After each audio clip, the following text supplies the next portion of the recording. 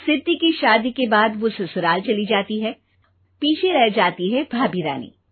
सिद्धि के ससुराल जाते ही भाभी कहती है, अरे वाह जी वाह, सारे कपड़े मेरे। हाय रे पैंट, अरे वाह वाह, मजा आ जाएगा। अरे ये सिद्धि की अलमारी के सामने खड़े होकर क्या बड़बड़ा रही है?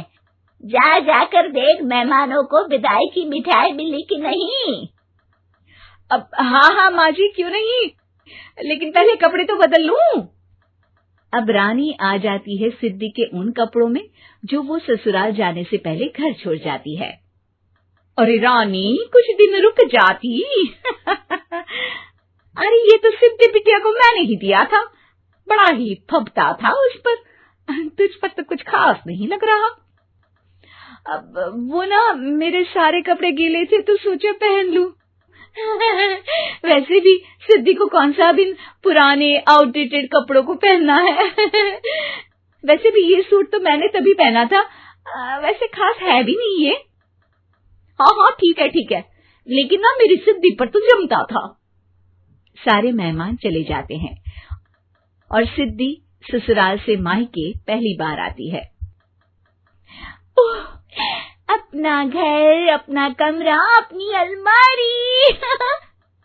ये बोलकर जैसे ही सिद्धि अलमारी खोलती है तो सामने उसके कपड़ों की जगह कुछ और ही रखा होता है। माँ, जरा कमरे में तो आना। सास और रानी वहां पहुंच जाते हैं। रानी ने पहनी होती है सिद्धि की जींस और टी शर्ट। अरे भाभी, ये क्या? ये तो मेरी बड़ी ही महंगी टी शर्ट है, इसे आपने घर में क्यों पहनी है? अरे बहुत मिलती है दीदी ये चौक की मार्केट में, 150 में। ओ भाभी प्लीज, ये एरोपोस्टल है, 2000 की एक टी शर्ट। ओहो, 2000 में तो दीदी 4 साड़ी आ जाए। अब क्या बोलूं? भाभी, ये मेरी अलमारी में छोटू के कपड़े, तो मेरे कपड़े कहाँ हैं? मेरी अलमारी में? अब दीदी आपको कौन से पुराने कपड़े पहनने थे? माना भाभी, लेकिन मैं जब घर आती तो यही सब पहनती ना। अरे तुम तो बड़ी कंजूस हो दीदी। खैर, वक्त आता है जब सिद्धि ससुराल के लिए रवाना हो रही होती है। अरे रानी, अंदर से सिद्धि का गिफ्ट ले आ, लड़की पहली बार ससुराल से मायके आई है। रानी अंदर जाती है और एक सिंपल सी साड़ी लेकर बाहर आ जाती है। ये लीजिए माँ जी। सास बेटी को गिफ्ट देकर ससुराल भेजती है। अगले दिन रानी एक सुंदर सी साड़ी पहनकर सामने आती है। अरे रानी, ये तो वो साड़ी है जो मैंने सिद्धि को देने के लिए दी थी जब वो ससुराल ले जाती, लेकिन ये तूने कैसे पहन ली? अरे माँ जी, ये साड़ी तो मुझे बहुत पहले से ही पसंद थी, लेकिन चिंता ना करिए, मैंने सिद्धि के लिए भी अच्छी सी साड़ी दी है। हाँ। तभी सिद्धि का फोन आता है।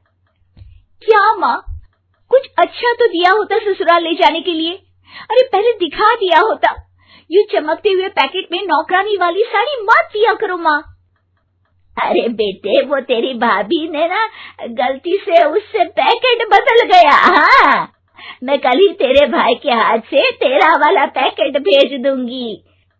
अरे रहने दो माँ, आई एम श्योर भाभी ने अभी वही साड़ी पहनी होगी जो तुमने मेरे लिए रखी थी। तुम तो समझ नहीं पाई उनको। खैर छोड़ो, मैं ज्यादा बोलती अच्छी नहीं लगती, रहने दो, आपको उन्हीं के साथ रहना है, फिर बात करेंगे। सास को रानी पर गुस्सा आ जाता है। वो उसके कमरे में जाती है जहाँ वो शादी का एल्बम देख रही होती है। रानी, मार्केट जाकर एक ऐसी ही साड़ी लेकर आ, कल प्रतीक जाकर सिद्धि के घर दे आएगा। अरे क्यों माँ जी, कितनी साड़ी देनी है दीदी को? यहाँ कोई सेल लगी है क्या?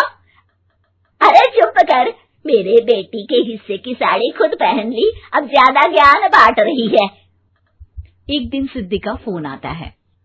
माँ, मेरी सास ने आप सबको खाने पर बुलाया है। सारे लोग सिद्धि के ससुराल पहुंचते हैं। खाना खाकर वो लोग निकल रहे होते हैं कि सिद्धि की सास सभी को गिफ्ट देती है। अरे बहन जी, बेटी के घर का खाना खा लिया, यही बहुत है जो आप ऊपर से गिफ्ट भी दे रही है। अरे बहन जी, आप भी कहाँ इन बातों पर विश्वास कर रही हैं। सास सभी को गिफ्ट देती है, लेकिन रानी को जो साड़ी देती है वो अजीब सी हरे रंग की लाल रंग के बड़ी छाप वाली होती है। अरे छी, ये कौन पहनेगा? सासू माँ को तो जरी वाली इतनी सुंदर, और मेरे लिए ये नौकरानी वाली। अरे भाभी, दरअसल मैं जब भी घर आती थी आप वापसी में ऐसी ही साड़ी देती थी ना, तो माँ ने सोचा कि आपको आपकी पसंद की ही साड़ी क्यों ना दी जाए। बेचारी रानी, बोलती भी तो क्या। सिद्धि और सास रानी का चेहरा देखकर हंसने लगती है, तो रानी समझ जाती है कि अपने ही बिछाए जाल में वो फंस चुकी है।